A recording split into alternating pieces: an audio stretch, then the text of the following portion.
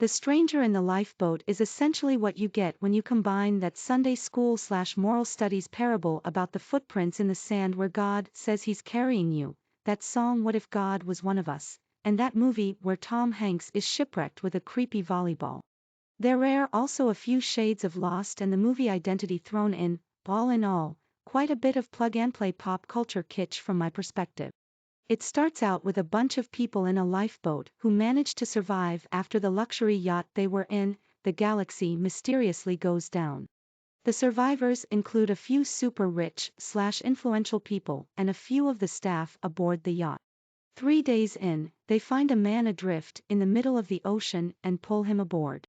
He doesn't appear to have been on the yacht and nor is he injured, but he does boldly proclaim that he is the Lord and that he can save them. All they have to do is believe. Not surprisingly, this is met with all manner of disbelief from the group. The story is told mainly from the perspective of two people and it alternates between the two.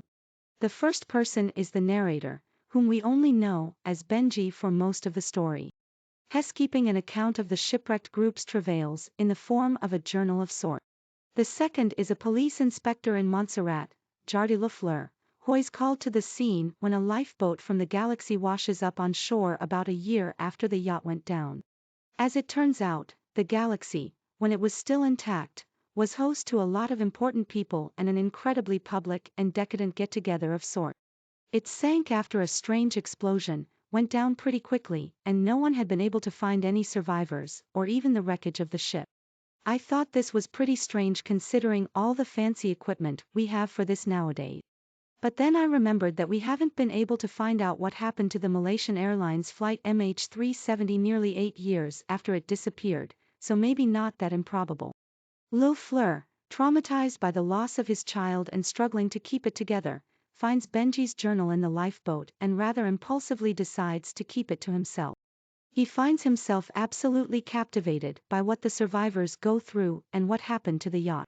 We unravel this mystery along with him. The Stranger in the Lifeboat is a really well-written book and the story is very captivating.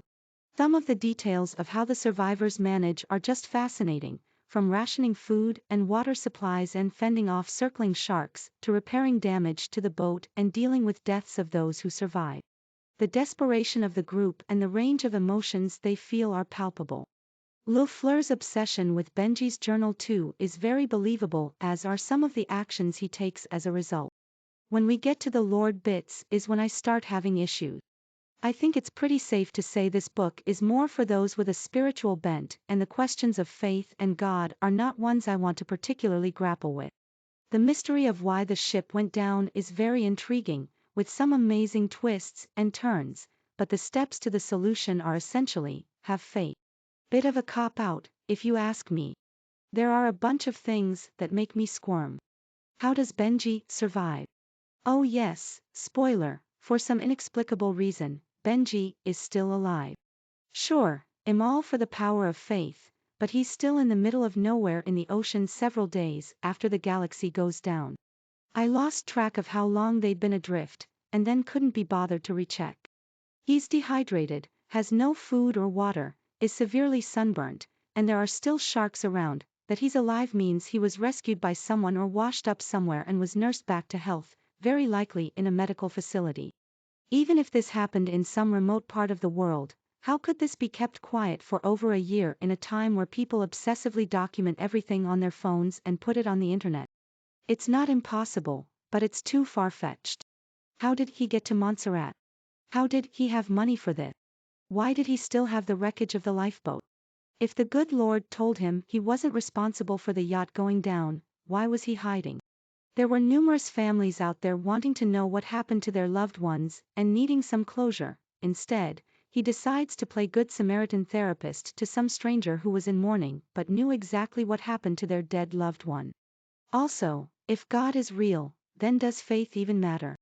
That's like asking people to believe in the existence of a tree, which clearly exists, unless we're all just part of a simulation. All these philosophical-theological conundrums are not my cup of tea. And that's the problem with this book. If you think about it too much, it all kind of falls apart. There are so many more unanswered questions. Instead, you're expected to just have faith. Unfortunately, that doesn't really do it for me. About the book. The Stranger in the Lifeboat.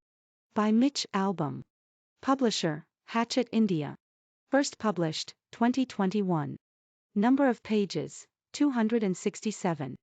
Price, 599 Indian rupee. Check this book out on Amazon.